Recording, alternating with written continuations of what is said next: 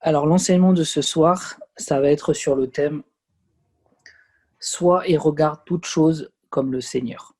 Donc, c'est quelque chose qui peut nous paraître comme ça assez waouh, en se disant bah, Seigneur, comment arriver à cette. euh, à- comment arriver à cela. Mais on va voir que ce qui est merveilleux avec le Seigneur, ce qui est merveilleux avec notre Dieu, ce qui est merveilleux avec l'Évangile, c'est que le Seigneur est très simple. Le Seigneur est très pratique. Il est très. Il est abordable, il est doux, il est humble, il est bon. Et forcément, ce qu'il nous demande, bah, ça va être aussi de cette manière-là.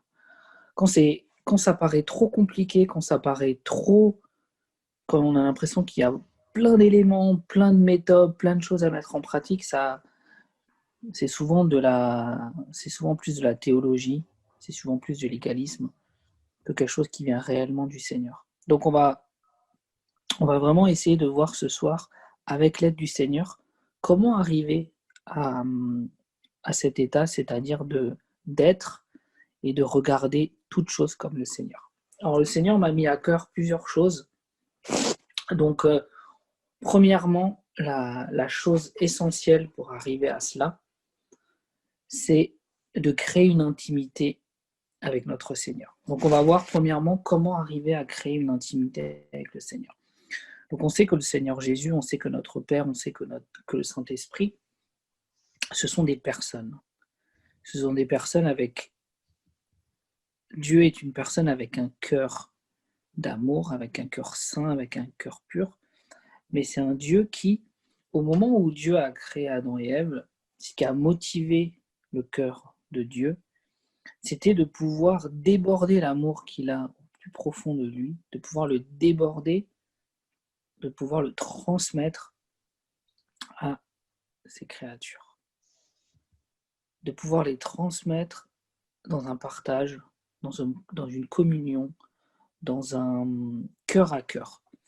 Et avant la chute, avant la désobéissance, il y avait ce cœur à cœur entre Dieu et les hommes. Et on sait que la chute, qu'est-ce qu'elle a fait? Elle a amené la séparation, la division entre Dieu et l'homme. Et l'homme, qu'est-ce qu'il fait depuis la chute? C'est qu'il essaye par lui-même de revenir à Dieu. Alors que Dieu nous montre que par nous-mêmes, on ne peut pas revenir à lui. C'est lui-même qui a dû venir sur terre pour nous réconcilier à lui. Et maintenant, en fait, pour nous permettre d'avoir une relation avec le Dieu vivant. Et c'est ça qui fait la différence entre la religion et la vie véritable en Christ. Et on sait qu'il peut y avoir aussi, entre guillemets, des religions chrétiennes, on essaie par nous-mêmes d'aller à Dieu, alors que c'est Dieu, en fait, qui est venu vers nous et en nous au moment de notre nouvelle naissance. Donc, en fait, la première chose pour créer une intimité avec le Seigneur m'a mis à cœur de donner l'exemple lorsque deux personnes apprennent à se connaître, on peut dire dans l'amitié comme on peut dire dans le cadre du couple ou du mariage, comment on crée une intimité avec une personne? Ça va être dans le partage, ça va être dans le questionnement, ça va être de connaître la personne, quelles sont ses préférences, quels sont ses goûts, quelles sont ses aspirations, quelle est sa voix, quelle est sa façon de faire, quelle est sa façon de penser. Donc le fait de créer une intimité avec le Seigneur, c'est quelque chose de très simple. On peut commencer à créer une intimité avec le Seigneur, premièrement en lui disant qu'on l'aime. Parce que le cœur du Père se réjouit d'entendre lorsque ses enfants lui disent qu'on l'aime. Donc, c'est important, c'est essentiel au moment où on crée notre relation avec le Seigneur de lui dire qu'on l'aime. Tout simplement. Père, je t'aime pour ce que tu as fait. Seigneur Jésus, je t'aime pour ce que tu as accompli pour moi. Esprit de Dieu, je t'aime parce que tu vis en moi et que tu es mon consolateur et que tu es celui qui me conduit dans les profondeurs de la parole et dans les profondeurs du Père. Donc, la création de l'intimité avec Dieu, elle commence par la déclaration d'amour. On sait que Dieu nous déclare son amour tous les jours, mais nous, on doit apprendre à déclarer notre amour au Seigneur en lui disant de tout notre cœur ô combien il est important et ô combien il est essentiel pour notre vie. Alors en fait, le chrétien, entre guillemets, hein, je dis le chrétien charnel, c'est-à-dire le chrétien qui commence avec le Seigneur, il va avoir tendance à créer une intimité et à faire appel au Seigneur dans des choses assez grandes. Quand je dis dans des choses grandes, c'est-à-dire quand il y a des moments, un besoin immédiat, une situation de stress, à ce moment-là, le chrétien nouveau va créer cette intimité avec le Seigneur à ce moment-là. Alors que ce que le Seigneur désire au plus profond de son cœur, c'est qu'on associe notre Dieu aux choses petites de notre quotidien. Et plus on va l'associer aux choses petites de notre quotidien, et plus l'intimité qu'on va créer avec lui va être essentielle et profonde.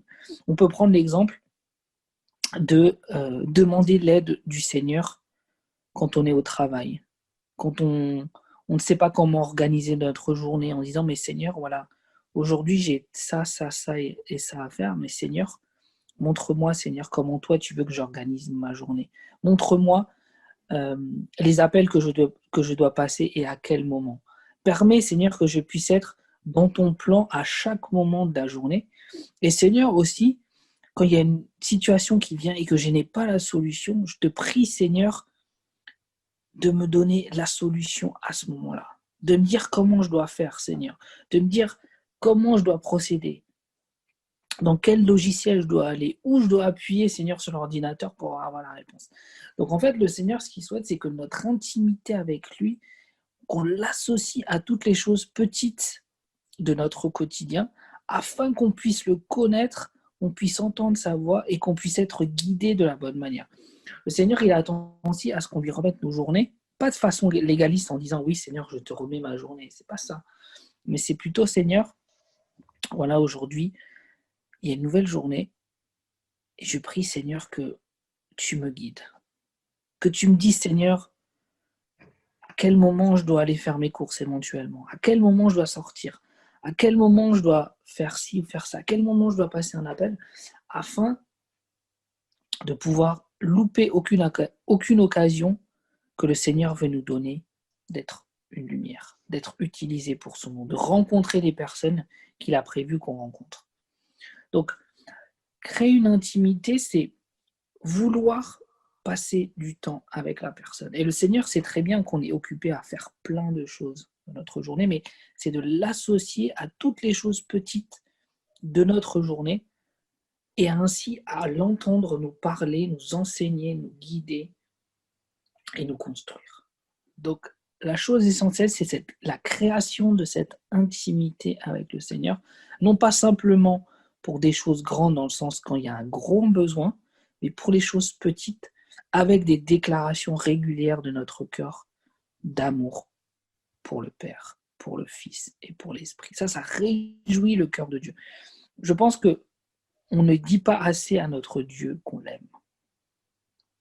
Et Dieu, en fait, il désire cela. Il désire entendre simplement un je t'aime. Comme un mari ou une épouse ont envie d'entendre cela, c'est normal.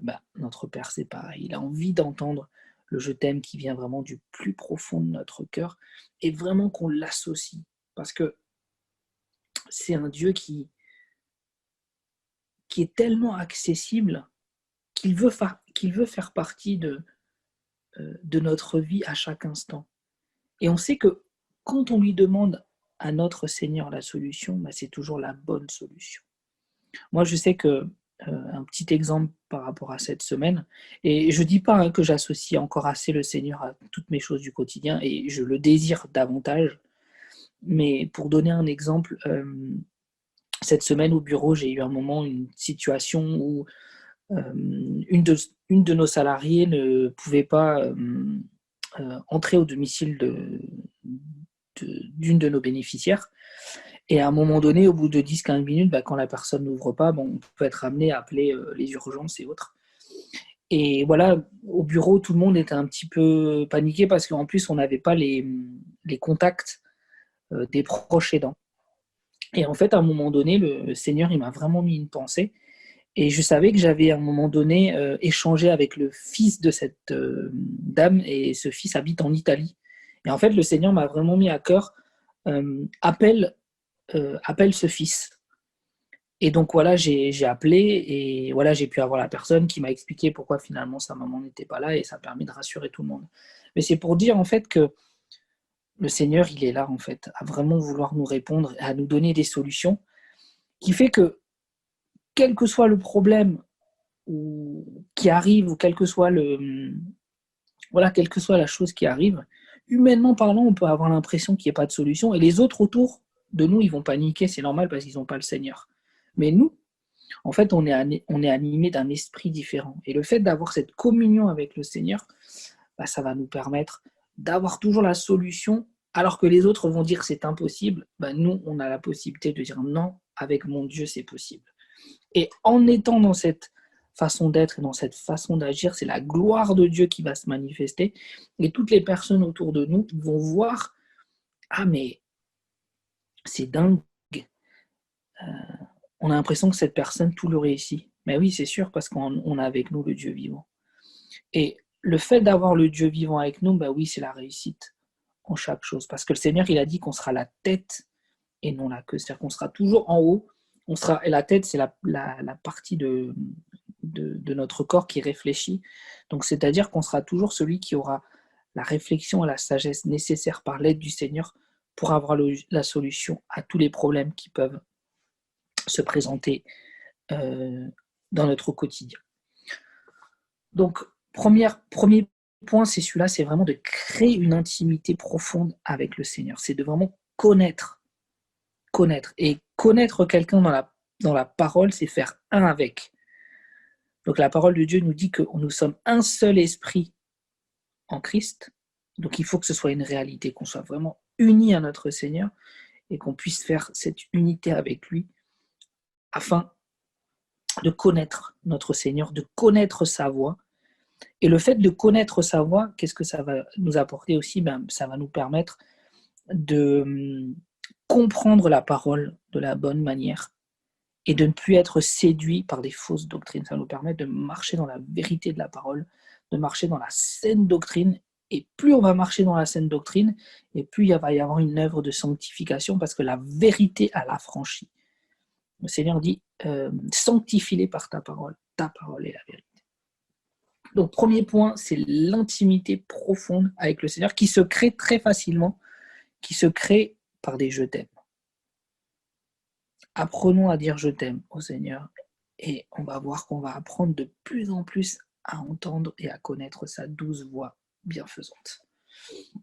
Alors, on va prendre un premier verset dans Marc 1, versets 35 à 38. Alors,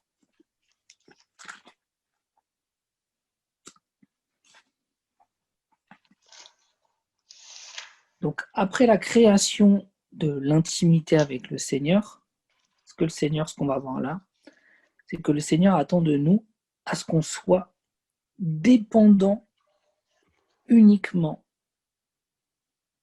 du Seigneur. C'est-à-dire que au fur et à mesure de notre avancement dans notre vie en Christ, qu'on soit de plus en plus dépendant au Seigneur seul et de moins en moins à l'homme. Malheur à celui qui se confie en l'homme. Le Seigneur sait très bien qu'au début, on peut être amené. Mais le but du Seigneur, c'est qu'on soit de plus en plus dépendant uniquement de lui, afin que le jour où on va se retrouver seul, parce qu'il y a des moments où on se retrouvera seul, je veux dire, on ne pourra pas faire appel à nos frères ou sœurs à ce moment-là, mais en fait, le fait d'être dépendant uniquement du Seigneur fera qu'on ne sera pas vacillant, mais qu'on sera tranquille et paisible parce qu'on sait que le Seigneur va nous donner la réponse. Donc, une dépendance de plus en plus unique dans le Seigneur et de moins en moins à l'homme. Et ces versets de Marc 1, versets 35 à 30, sont énormément parlants.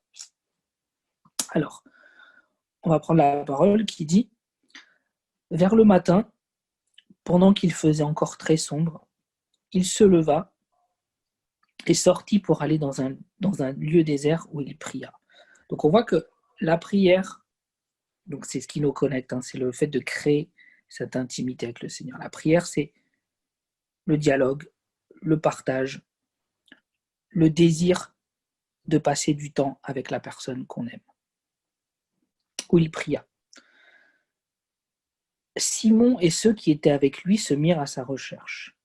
Et quand ils l'eurent retrouvé, ils lui dirent, « Tous te cherchent. » Il leur répondit, « Allons ailleurs, dans les bourgades voisines, afin que j'y prêche aussi, car c'est pour cela que je suis sorti. » Et il alla prêcher dans les synagogues par toute la Galilée, et il chassa les démons. Donc pourquoi ce passage il est très important?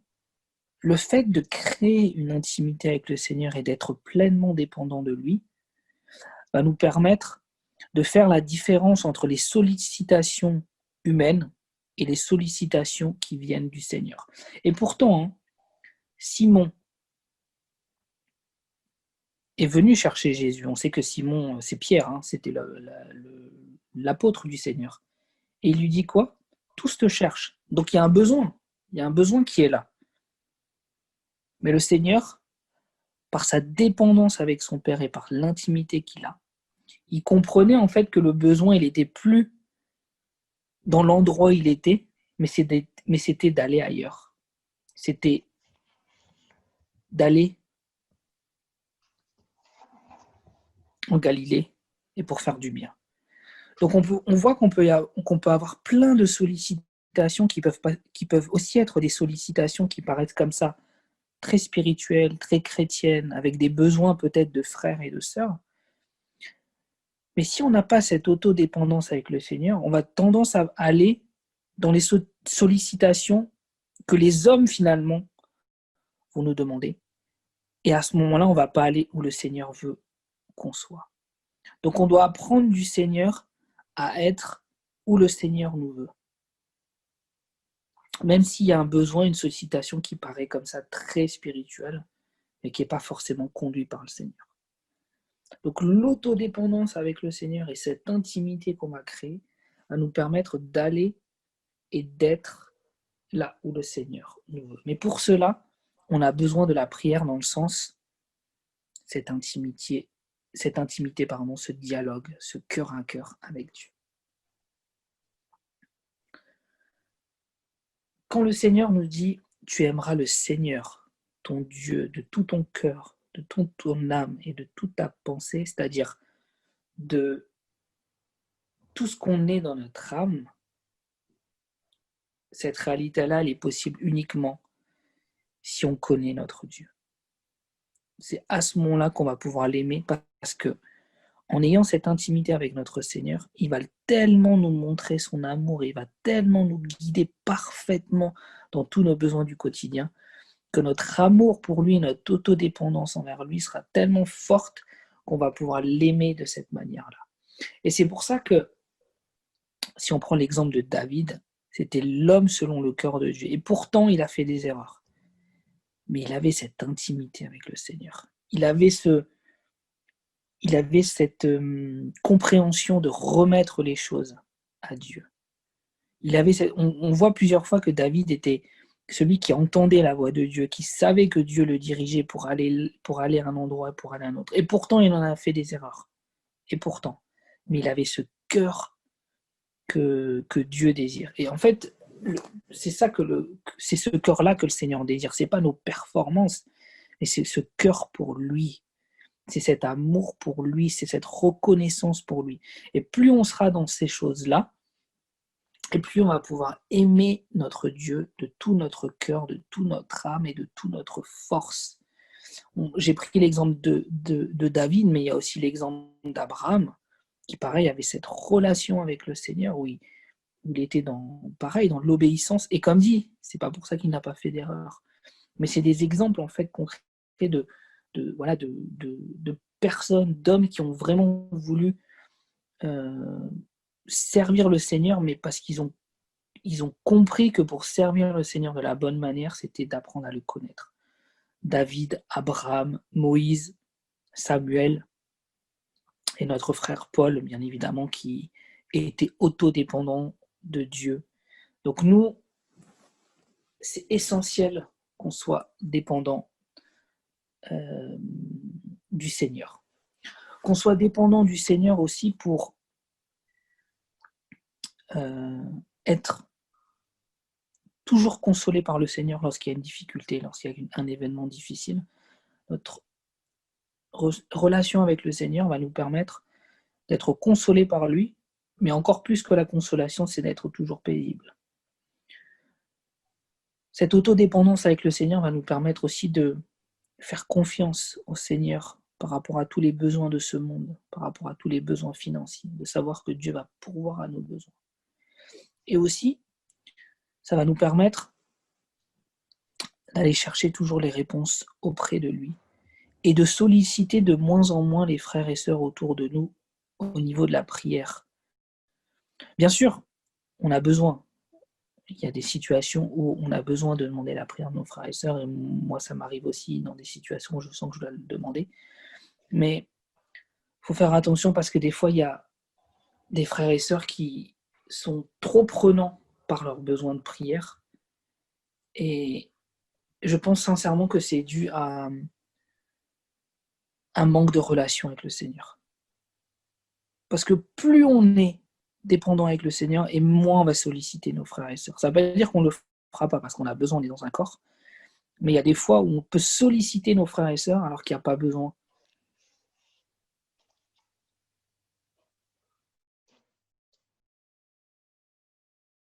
Et que la solution, il fallait la chercher auprès du Seigneur. Donc, l'autodépendance dans la paix, dans les besoins de ce monde et dans les besoins de prière. Ensuite, l'autre point, on va aller dans Marc 10, verset 15. Marc 10, verset 15 nous dit, donc si on veut être et regarder toutes choses comme le Seigneur, au premier point, la création de l'intimité. Ensuite, c'est notre dépendance au Seigneur dans tous les domaines. Et ensuite, un des points les plus essentiels, Marc 10, verset 15, nous dit « Je vous le dis en vérité, quiconque ne recevra pas le royaume de Dieu comme un petit enfant n'y entrera point. » Donc recevoir le royaume de Dieu, c'est recevoir le Seigneur et tout ce qu'il est. Donc, ce qui est essentiel, c'est être un enfant et d'avoir ce cœur d'enfant. Donc on va voir à quoi correspond le fait d'avoir un cœur d'enfant. Donc un enfant, qu'est-ce qu'il a, qu'est-ce qu'il est? Premier point, un respect total de l'autorité du père. Un enfant ne remet jamais en question l'autorité de son papa. Nous, pareillement. Le Seigneur nous demande de ne jamais remettre en cause son autorité. Et s'il y a certaines choses dans nos vies qui ne changent pas, ou s'il y a certaines choses dans nos vies qui ne vont pas, c'est pas la faute de Dieu. Parce que lui, il est parfait, il est saint, il est merveilleux. S'il y a quelque chose qui ne va pas, on doit aller chercher la réponse et comprendre auprès du Seigneur pourquoi.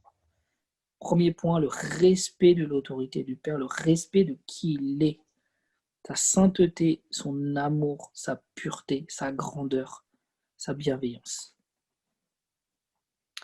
Deuxième point, toujours chercher sa présence. Un enfant, qu'est-ce qu'il fait? Il désire toujours être dans les bras de son papa, dans les bras de sa maman. Nous, on doit désirer chercher sa présence, parce qu'on sait que c'est dans ses bras d'amour qu'on est bien, qu'on est paisible, qu'on est tranquille, qu'on peut se reposer dans ses bras. Un autre point qu'a l'enfant, c'est que l'enfant, il écoute, il est obéissant.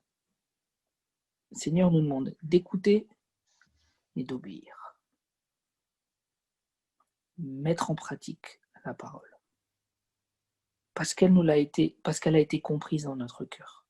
Pas parce qu'on nous a dit qu'il faut la mettre en pratique, mais parce qu'on a compris dans notre cœur que c'est ça qui est bon.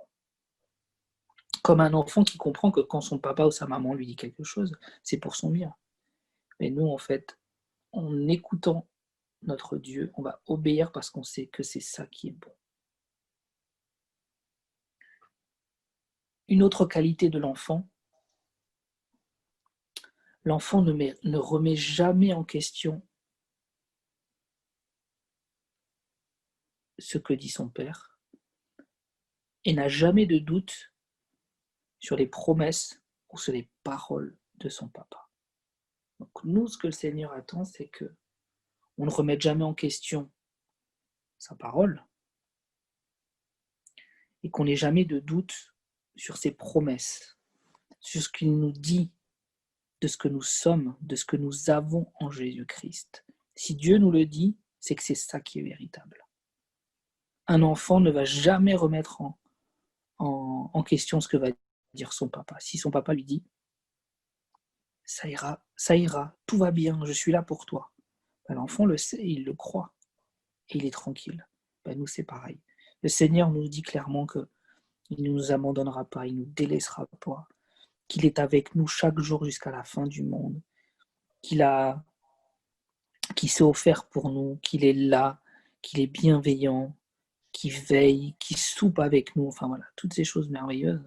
Donc, on ne remet pas en question, on doit apprendre à ne pas remettre en question, ni douter le Seigneur sur ses promesses. Il nous dit bien qu'il ne fait pas de favoritisme et que toutes les promesses de Dieu sont oui et amen en Jésus-Christ.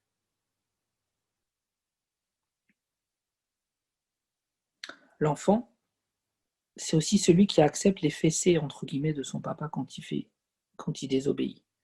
Ben nous, on doit aussi apprendre, si à un moment donné on est trop désobéissant, trop longtemps, ben on doit aussi accepter que notre Père nous donne une petite correction.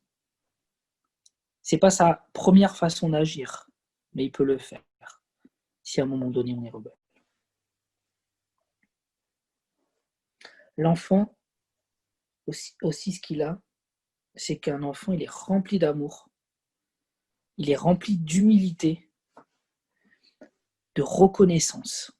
Donc le Seigneur, il attend de nous qu'on soit rempli aussi d'amour, d'humilité et de reconnaissance pour notre Seigneur. On va voir tout à l'heure par rapport à la partie de l'amour et de l'humilité, mais l'amour et l'humilité et la reconnaissance sont très importants et en sécurité avec son Père.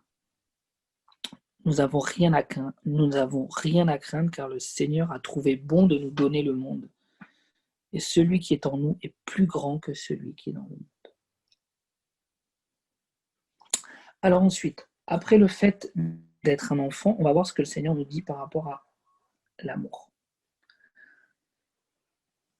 Parce que être et regarder comme le Seigneur, c'est être et regarder dans l'amour. Donc on va en quelques mots voir qu'est-ce que parler du Seigneur, qu'est-ce que cet amour que le Seigneur nous demande. Le premier point, ce que le Seigneur m'a montré, c'est que pour manifester l'amour du Seigneur, c'est de voir l'autre comment le Seigneur le voit. C'est de voir le païen comme quelqu'un pour qui Jésus est à la croix, et voir le chrétien comme le temple du Saint-Esprit. Voir le chrétien comme celui qui est prédestiné à être à l'image du Fils. Voir le chrétien pas dans son état actuel, dans le sens par rapport à ses défauts qu'il peut encore avoir, le voir uniquement dans ses qualités, et de se dire que les défauts qu'il y a encore aujourd'hui, il les aura plus dans quelques semaines ou dans quelques mois, s'il continue à croire pleinement à ce que le Seigneur dit, du fait qu'il sera irréprochable, esprit, âme et corps. Donc c'est de voir uniquement les qualités de la personne et de voir celui qui n'est pas encore en Christ comme celui pour qui Jésus est allé à la croix. Ce qui nous permet aussi de marcher dans l'amour, c'est d'apprendre à relativiser les choses. Souvent, qu'est-ce qui fait qu'on n'a pas une attitude d'amour? C'est que le comportement de la personne en face va nous gêner, va nous déplaire, va nous agacer. Mais finalement, quand on regarde avec les yeux du Seigneur, et quand on regarde la chose qui nous déplaît, est-ce vraiment grave? Si un collègue nous a dit une parole qui n'était pas forcément gentille, est-ce vraiment grave? Ou si quelqu'un qu'on connaît ne nous dit pas bonjour, est-ce vraiment grave? Non. On doit apprendre en fait à relativiser les choses, à regarder toute chose par rapport à l'éternité. Souvent, ce qui nous brouille au niveau de la manifestation de l'amour, c'est souvent des choses qui sont en rapport avec des choses de ce monde. Le Seigneur dit que ce monde et la convoitise de ce monde passent. Donc on doit apprendre à remettre chaque situation à son importance, entre guillemets, par rapport aux choses éternelles. Et plus on va se mettre en rapport avec les choses éternelles, et plus on va se rendre compte que ces choses-là, elles sont insignifiantes. Elles ne valent pas grand-chose. Et ça, c'est très important, surtout dans le couple. Parce que souvent, quand je dis les petites querelles, c'est souvent par rapport à des choses comme ça, un peu du monde. On doit apprendre à relativiser ça par rapport aux choses éternelles.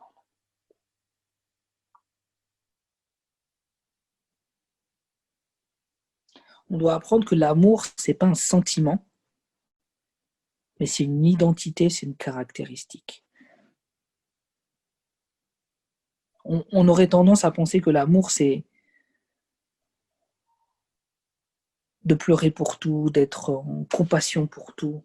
Oui, le Seigneur était rempli de compassion, mais c'était un amour qui était vrai et qui était véritable. C'était un amour qui savait dire la vérité. C'était un amour qui voyait aussi si la personne en face, elle veut réellement s'en sortir.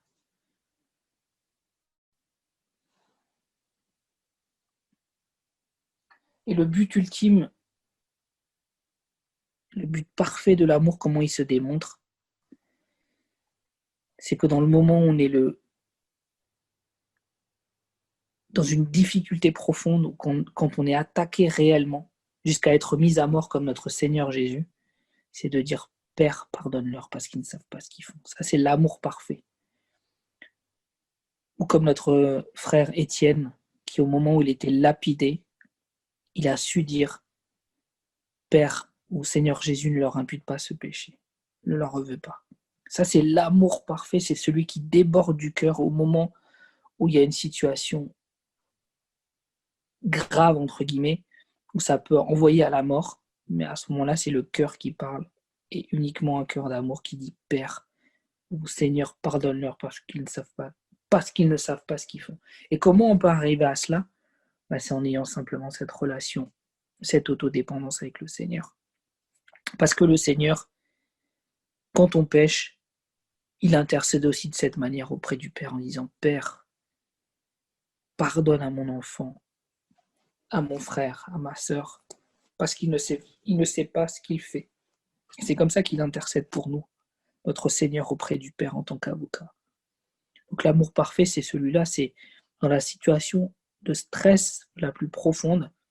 Qu'est-ce qui va sortir de notre bouche parce que c'est dans notre cœur? C'est l'amour. C'est cet amour-là, en fait, que le Seigneur veut qu'on ait. Ensuite, par rapport à l'humilité,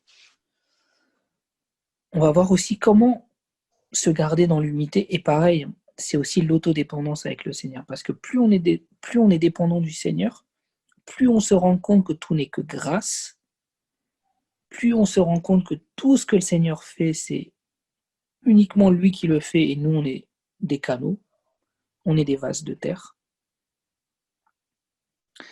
Et ce qui nous permet aussi de nous garder dans l'humilité, c'est que chaque jour aussi, on pêche actuellement. Et le fait de se rendre compte qu'on pêche et qu'on n'est pas encore arrivé à la perfection esprit, âme et corps, ça nous maintient dans l'humilité. Parce que si on est encore en vie aujourd'hui, c'est grâce à notre Seigneur. On n'est pas grand-chose. Donc on va voir comment se garder dans l'humilité. Alors on va prendre Philippiens 2, verset 3. Philippiens 2, verset 3, on dit «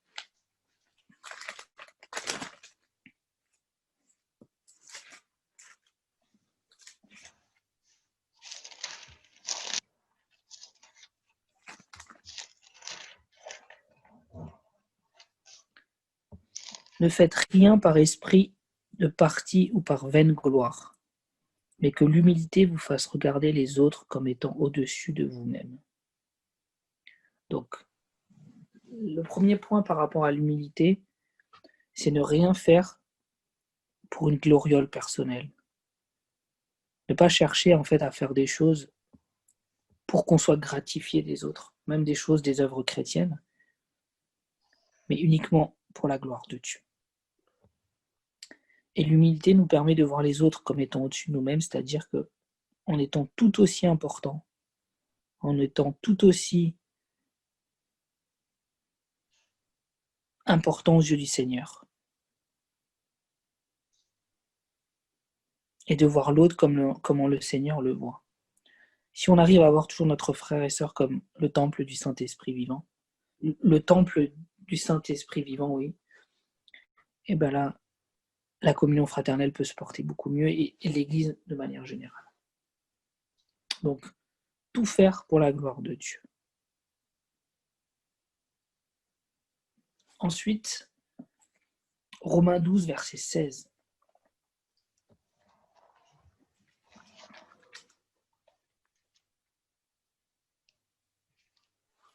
Romains 12, verset 16 nous dit « Ayez les mêmes sentiments les uns envers les autres. » Donc, pareil, ne pas faire de favoritisme, avoir toujours les mêmes sentiments. Après, on peut avoir plus d'affinité envers une personne plutôt qu'avec une autre, il n'y a pas de mal à ça. Mais pas de favoritisme dans notre communion. N'aspirez pas à ce qui est élevé, mais laissez-vous attirer par ce qui est humble. Donc toujours chercher les choses humbles, surtout dans les choses de ce monde où on peut avoir tendance à vouloir chercher trop de choses, à vouloir absolument avoir une carrière, avoir évolué et tout, alors que le Seigneur nous dit, mais aspirez à ce qui est humble. Et si on est dans cette attitude d'humilité, par contre, pour les choses du Seigneur, le Seigneur va entre guillemets, nous conduire à des évolutions. Parce qu'il veut nous amener à des choses grandes, dans les choses d'en haut. Donc dans les choses d'en haut, on ne doit pas chercher à être que dans des choses petites. On doit être content quand le Seigneur nous utilise dans les choses petites, mais on doit aussi savoir que en étant content et heureux d'être utilisé dans les choses petites, le Seigneur petit à petit va nous utiliser dans les choses de plus en plus grandes. Il ne veut pas nous laisser uniquement dans les choses petites, parce que sinon il ne dirait pas qu'il veut faire à travers nous les mêmes choses que notre Seigneur Jésus, ou voire faire des choses encore plus grandes. Mais pour que le Seigneur nous utilise dans ces choses grandes, pour les choses d'en haut, on a besoin d'être humble dans notre cœur. C'est là où le Seigneur va pouvoir nous utiliser de la bonne manière.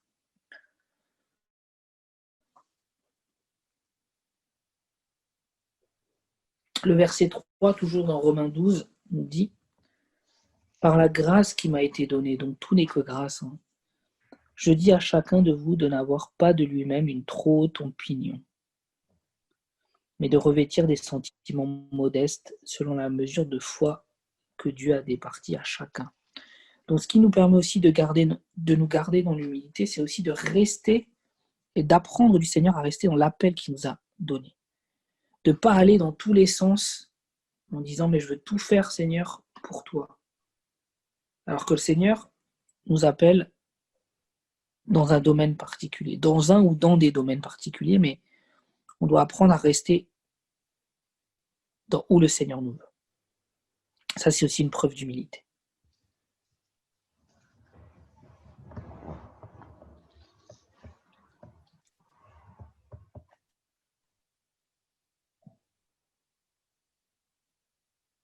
Marc 9, 35 nous dit «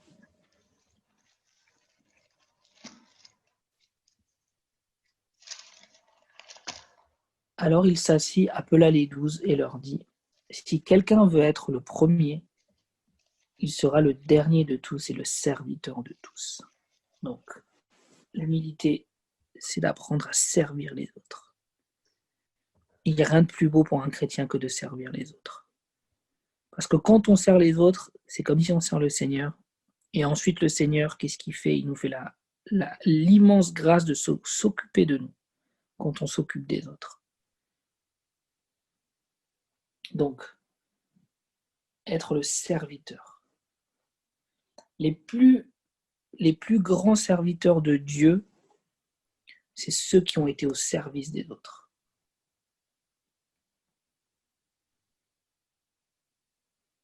C'est pas ceux qui font... on peut faire des beaux prêches, on peut faire de beaux discours, mais c'est celui qui sert les autres. Là, merveilleux. Le Seigneur, il nous a donné un exemple merveilleux, il a lavé les pieds de ses apôtres. Waouh. Le Dieu Tout-Puissant qui vient s'incarner en homme et qui va jusqu'à laver les pieds de ses créatures. Ça nous montre la profonde humilité de notre Dieu et Dieu nous conduit à cela.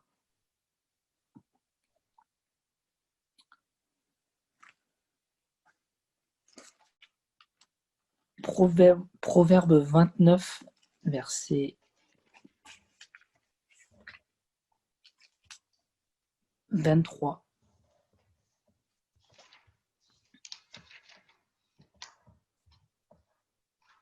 L'orgueil d'un homme l'abaisse.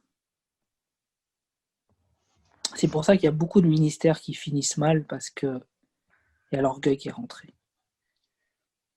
L'orgueil d'un homme l'abaisse, mais celui qui est humble d'esprit obtient la gloire.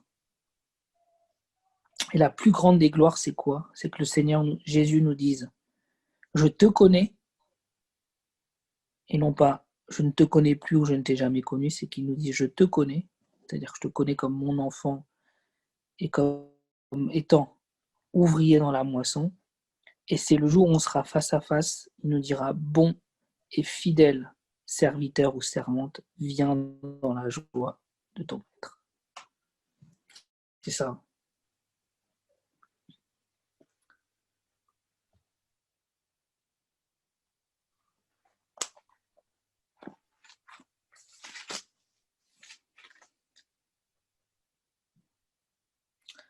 Ensuite, on va aller dans Matthieu 6, verset 2.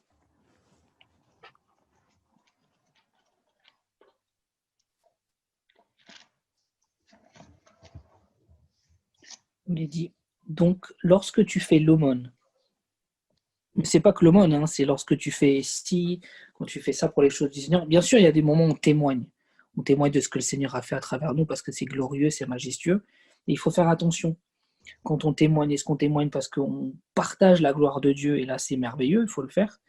Mais pas qu'on le partage d'une manière à être vu, waouh, comme celui qui... Faire attention. Lorsque tu fais l'aumône, lorsque tu témoignes, lorsque tu partages, ne sonne pas de la trompette devant toi, comme font les hypocrites dans les synagogues et dans les rues, afin d'être glorifiés par les hommes. Je vais vous le dire en vérité, ils ont leur récompense. Mais quand tu fais l'aumône, que ta main gauche ne sache pas ce que ta droite. Faisons les choses en secret. Partageons-le quand le Seigneur nous demande de le partager. Et quand le Seigneur ne nous le montre pas, ne le partageons pas. C'est entre nous et le Seigneur. Ensuite, un autre point que le Seigneur veut pour nous, c'est la puissance.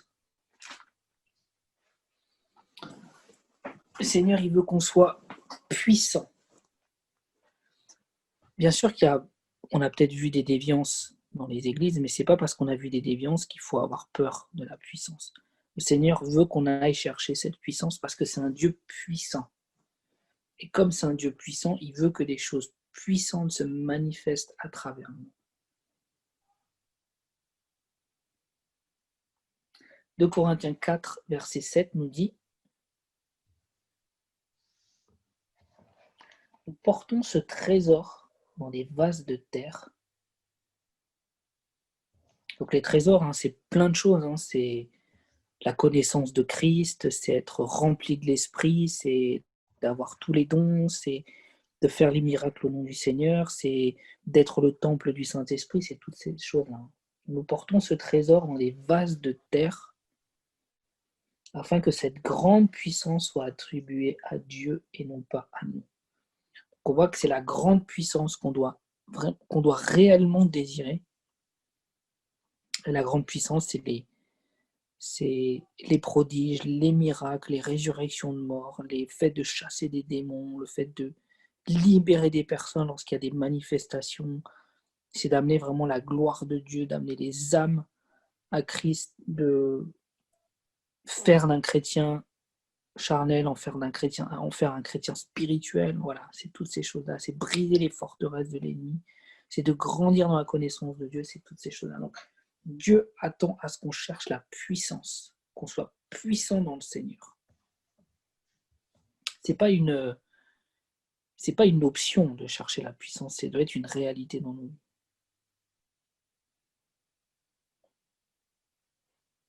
Ensuite, la fermeté. Donc on va prendre quelques versets par rapport à la fermeté. Donc on va aller tout d'abord dans 1 Samuel 12, verset 21.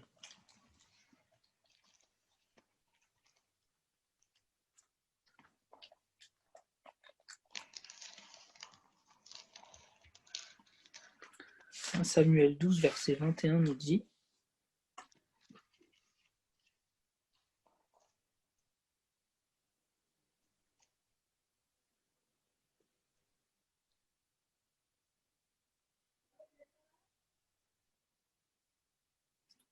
la parole de Dieu nous dit: ne vous en détournez pas. Donc ne vous détournez pas de la parole de Dieu. Ne vous détournez pas de qui est le Seigneur. Sinon vous iriez après des choses de néant qui n'apportent ni profit ni délivrance, parce que ce sont des choses de néant. Donc la fermeté, c'est de décider de ne pas aller, de ne pas nous détourner du saint commandement et de la saine parole de Dieu. De ne pas aller dans des choses de néant, de ne pas aller dans des choses qui ne servent à pas grand-chose quand on les compare par rapport aux choses spirituelles et par rapport aux choses éternelles.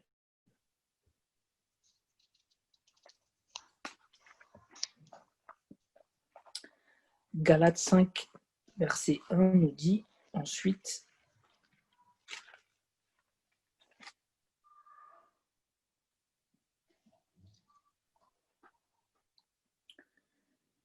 c'est pour la liberté que Christ nous a affranchis. Demeurez donc fermes et ne vous laissez pas mettre de nouveau sous le joug de la servitude. Donc, on est libre en Christ et on reste libre. Et on ne se met jamais sous le joug d'une personne, d'une fausse doctrine, d'un faux enseignement, de quelqu'un qui veut prendre l'ascendant sur nous, jamais. On reste libre. Et quand on apprend du Seigneur aussi à être libre de plus en plus du péché, et à être de plus en plus libre dans notre cœur, on y reste au maximum. La fermeté dans cette liberté en Christ.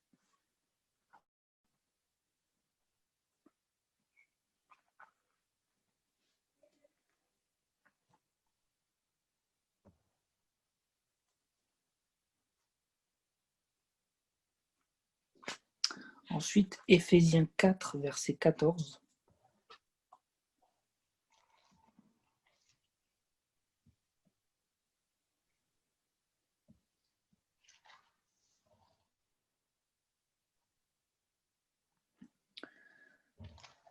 Ainsi, nous ne serons plus des enfants flottants et emportés à tout vent de doctrine, par la tromperie des hommes, par leur ruse dans les moyens de séduction. Donc c'est la fermeté dans la parole, afin de ne pas se laisser séduire par les autres, par un faux évangile qui est anathème aux yeux de Dieu.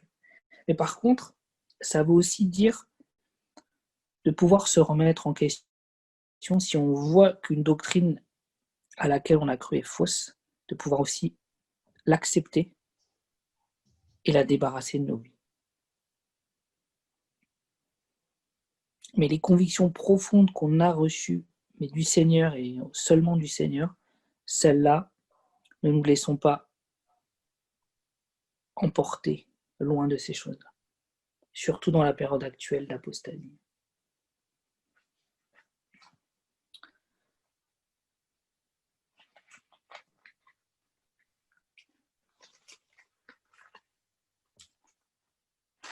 Philippiens 1, verset 27 nous dit « Seulement, conduisez-vous d'une manière digne de l'évangile de Christ, quand on est en privé,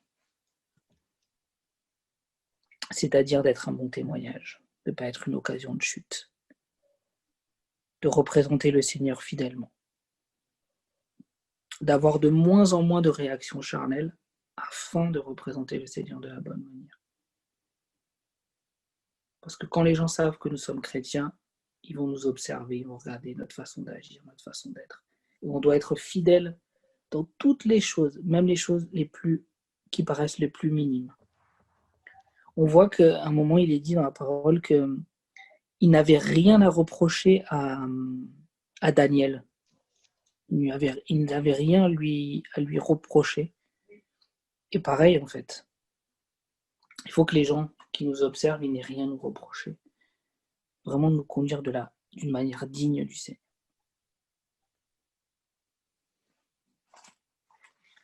Deux Thessaloniciens 2:2.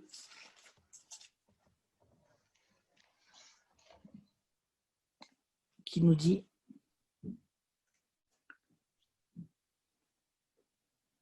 de ne pas vous laisser facilement ébranler dans votre bon sens et de ne pas vous laisser troubler soit par quelque inspiration, soit par une parole ou par une lettre qui semblerait venir de nous comme si le jour du Seigneur était déjà là. Donc là, pareil, c'est la fermeté et de ne pas laisser troubler parce qu'on peut entendre autour de nous. Actuellement, moi, je remarque que dans le corps de Christ, régulièrement, les personnes qui témoignent du fait que faites attention à ce vaccin qui va prochainement être mis en place, parce que dans ce vaccin, il y a la puce. Ça, c'est des aspirations pour troubler le corps de Christ. Premièrement, c'est faux, parce que la puce, elle ne sera jamais dans un vaccin. La puce, ce sera après l'enlèvement de l'Église et les personnes qui prendront la puce accepteront de la prendre. Ce ne sera jamais par un vaccin. Donc c'est faux. Ça ne vient pas du tout du Seigneur, ça vient directement de Satan qui essaye de troubler les chrétiens et malheureusement, il y en a beaucoup qui le sont. Bien sûr, on prie que ce vaccin ne soit pas obligatoire, mais si à un moment donné, il est obligatoire, le Seigneur a dit que dans tous les cas, si on boira du poison, ça ne nous fera aucun mal. Donc si à un moment donné, il nous oblige à prendre ce vaccin, on n'a aucun souci à se faire, parce que celui qui est en nous est plus grand que celui qui est dans le monde. Mais il n'y a pas la puce dans ce vaccin. Et ça, c'est quelque chose qui vient troubler l'Église de Christ. Et à force de penser à ces choses-là, on se concentre plus sur ce que le Seigneur attend de nous tous les jours. Donc il ne faut pas se laisser branler par toutes ces choses-là. Bien sûr, il faut être au courant de ce qui se passe dans ce monde. On ne se laisse pas troubler par ces choses-là. Parce que ça nous détourne en fait de l'essentiel du message de l'Évangile et de notre relation dans le Seigneur. Ensuite, un autre point, c'est la recherche de la sanctification. La recherche de la sanctification par nos paroles, par les mots qui vont sortir de nous au moment où il y a des situations de stress. Et comment rechercher la sanctification? C'est assez simple. C'est tout d'abord de ne pas regarder la situation actuelle. J'ai déjà dit, mais je le répète, parce que c'est important de ne pas regarder la situation actuelle, mais de regarder à ce que Dieu dit, de ce qu'il va faire et de ce qu'il a fait de nous. Avec deux points importants. La parole de Dieu qui dit qu'on est prédestiné à être à l'image du Fils, c'est-à-dire qu'on est prédestiné à être comme Jésus. Donc si aujourd'hui, en tout cas aujourd'hui, on n'est pas encore comme Jésus, mais c'est important de croire dans notre cœur qu'on sera comme notre Seigneur, parce qu'il l'a dit. La seule différence est très importante, c'est que notre Jésus, il est Dieu, nous sommes des créatures, et on restera des créatures. Mais on est prédestiné à être à son image. Donc on continue à le croire, même si actuellement il y a encore des luttes et des combats. Et l'autre verset qui dit qu'on est qu'on est destiné à être saint et irréprochable devant lui. Donc là, pareil, on croit à cette réalité. Quel que soit ce qu'on voit aujourd'hui, là, on est dans la pleine foi. Et on y arrive, à cette sanctification. Ensuite, ce qui est très important pour être et pour regarder toutes choses comme le Seigneur, c'est d'arriver à faire des prières efficaces. D'arriver à faire que 100% de nos prières puissent s'accomplir. Le Seigneur nous dit, tout ce que vous demanderez dans la prière, croyez que vous l'avez reçu et vous le verrez s'accomplir. Plus on connaît le Seigneur, plus on connaît sa volonté, plus on connaît sa volonté, plus on fait des prières selon sa volonté, plus on fait des prières selon sa volonté, en croyant qu'au moment où on a fait la prière, la chose elle est reçue par le Seigneur, et plus vite ça va se manifester, et on va le voir se manifester dans nos vies, et afin d'avoir 100% de nos demandes, 100% de nos prières, 100% de notre partage et notre cœur à cœur avec le Seigneur qui soit manifesté, réalisé et accompli.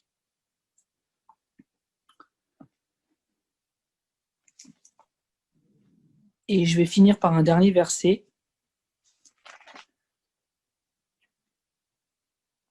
Romains 12, versets 1 à 2, qui dit, donc la parole de Dieu nous dit, je vous exhorte donc, frères, par les compassions de Dieu, par l'amour de Dieu, à offrir vos corps comme un sacrifice vivant. Donc c'est nous-mêmes qui sommes le sacrifice. Avec la croix, qui est un objet de mise à mort de tout ce qui est mauvais. Saint, agréable à Dieu, ce qui sera de votre part un culte raisonnable. Le plus beau des cultes, c'est d'offrir notre sacrifice au Seigneur dans une vie d'obéissance et de marche par l'esprit. Ne vous conformez pas au siècle présent, mais que notre intelligence soit transformée par notre cœur à cœur avec Dieu, afin qu'on discerne quelle est la volonté de Dieu, ce qui est bon, agréable et parfait. Donc, ce qui est important, c'est aussi de discerner la volonté de Dieu, afin d'être là où le Seigneur nous veut, et d'éviter d'aller dans des chemins que le Seigneur ne veut pas, et d'éviter d'aller et de perdre du temps. Et on peut être sûr que si on veut réellement faire la volonté du Seigneur, le Seigneur empêchera toujours qu'on aille sur le mauvais chemin. J'en suis l'exemple vivant, il y a des fois où je pensais que des choses étaient la volonté du Seigneur, et j'étais sincère, mais le Seigneur a toujours empêché, pour mon bien. Et si le Seigneur le fait pour moi, il le fait aussi pour chacun de nous, parce que si on veut vraiment faire la volonté du Seigneur, il nous empêchera toujours d'aller dans le mauvais chemin, parce qu'il voit notre cœur. Et ça va vraiment nous éviter de perdre du temps bêtement. Et ça, on sait c'est qui, c'est Satan qui veut nous faire perdre du temps. Ou si on a un cœur mitigé avec Dieu, on peut avoir un moment tendance à aller dans des choses qui peuvent paraître aussi bonnes, chrétiennes, bonnes spirituellement parlant ou de manière chrétienne, mais qui n'est pas la volonté de Dieu. Donc, juste pour reprendre l'enseignement de ce soir, donc pour être et regarder toutes choses comme le Seigneur, la première chose, c'est la création d'une intimité avec le Seigneur, dans les choses, dans les petites et dans les grandes choses. C'est une dépendance au Seigneur dans toutes les choses, une dépendance unique à lui. C'est d'être un enfant, c'est être rempli d'amour et d'humilité, c'est de désirer la puissance de Dieu, c'est d'être ferme dans notre engagement, dans la parole, c'est la recherche de la sanctification, c'est de faire et d'amener une efficacité dans nos prières, et c'est de discerner la volonté de Dieu. Amen. Amen.